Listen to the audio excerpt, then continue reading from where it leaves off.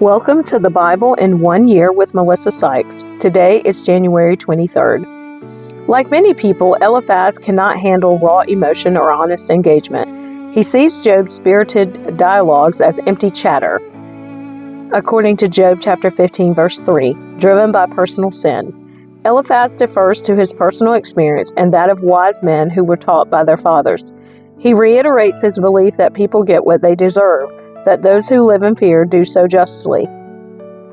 Job responds harshly to Eliphaz, telling him that if the shoe were on the other foot, Job would encourage rather than condemn.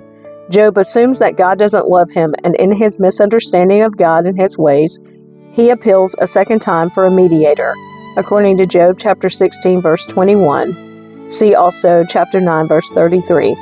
No one on earth possesses the full picture, making it easy to accuse God falsely. Suffering can impede people's ability to think clearly about God and about themselves. While Job urges his friends to stop talking, it may have been wise for Job to be silent as well. Eliphaz's second response to Job, Job chapter 15, verses 1 through 35. Then Eliphaz the Temanite replied, "A wise man wouldn't answer with such empty talk. You are nothing but a windbag. The wise don't engage in empty chatter. What good are such words? Have you no fear of God, no reverence for Him? Your sins are telling your mouth what to say. Your words are based on clever deception. Your own mouth condemns you, not I. Your own lips testify against you. Were you the first person ever born? Were you born before the hills were made? Were you listening at God's secret counsel? Do you have a monopoly on wisdom? What do you know that we don't? What do you understand that we do not? On our side are aged, gray-haired men, much older than your father. Is God's comfort too little for you? Is His gentle word not enough? What has taken away your reason? What has weakened your vision, that you turn against God and say all these evil things? Can any mortal be pure? Can anyone born of a woman be just? Look, God does not even trust the angels. Even the heavens are not absolutely pure in His sight. How much less pure is a corrupt and sinful person with a thirst for wickedness? If you will listen, I will show you. I will answer you from my own experience. And it is confirmed by the reports of wise men who have heard the same thing from their fathers, from those to whom the land was given long before any foreigners arrived. The wicked writhe in pain throughout their lives. Years of trouble are stored up for the ruthless. The sound of terror rings in their ears, and even on good days, they fear the attack of the destroyer. They dare not go out into the darkness, for fear they will be murdered. They wander around saying, "Where can I find bread?" They know their day of destruction is near. That dark day terrifies them. They live in distress and anguish like a king preparing for battle, for they shake their fist at God, defying the Almighty. Holding their strong shields, they defiantly charge against Him. These wicked people are heavy and prosperous. Their waists bulge with fat, but their cities will be ruined. They will live in abandoned houses that are ready to tumble down. Their riches will not last, and their wealth will not endure. Their possessions will no longer spread across the horizon.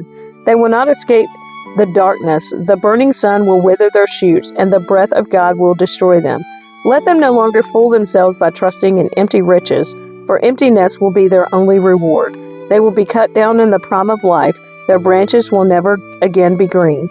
They will be like a vine whose grapes are harvested too early, like an olive tree that loses its blossoms before the fruit can form.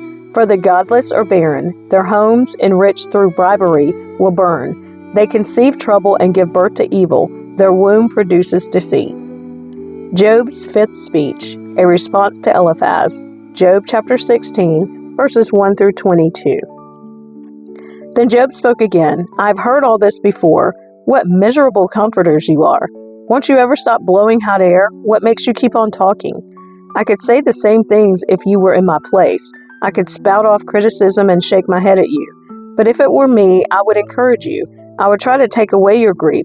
Instead, I suffer if I defend myself, and I suffer no less if I refuse to speak. O God, you have ground me down and devastated my family. As if to prove I have sinned, you've reduced me to skin and bones. My gaunt flesh testifies against me. God hates me and angrily tears me apart. He snaps his teeth at me and pierces me with his eyes. People jeer and laugh at me. They slap my cheek in contempt. A mob gathers against me. God has handed me over to sinners. He has tossed me into the hands of the wicked. I was living quietly until he shattered me. He took me by the neck and broke me in pieces. Then he set me up as his target, and now his archers surround me.